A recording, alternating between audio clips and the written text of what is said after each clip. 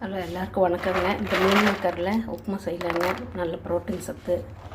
ரவையிலே செய்யறதுக்கு மிக்சியில் பொடி பண்ணிடலாம்.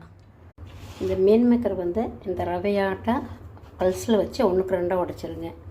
அது உடைச்சது கொஞ்சம் தண்ணியில் அப்படி கழுவுனோடனே தண்ணியை வடிச்சிருங்க. தண்ணியில் அப்படி கழுவுனோடனே தண்ணியை வடித்து விட்ருங்க. கடாயில் எண்ணெய் சோட வச்சுங்க. கடுகு, முந்திரி பருப்பு, கடலைப்பருப்பு, உளுந்தம்பருப்பு போட்டு அப்படி தாளிச்சிடலாம். வெங்காயம், பச்சை மிளகாய், இஞ்சி, கருவேப்பிலை, கேரட், பீன்ஸ் போட்டுடலாம். இதில் தக்காளி,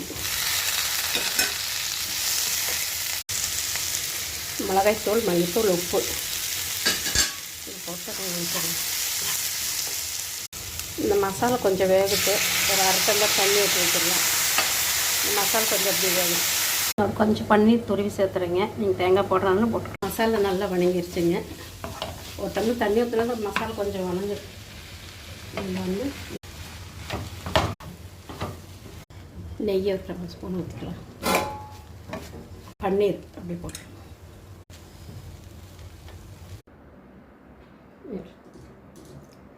சூப்பரான மீன் மேக்கர் உப்புமாங்க. ரொம்ப ப்ரோட்டீன் சத்து. குழந்தைங்களுக்கெல்லாம் செஞ்சு கொடுங்க.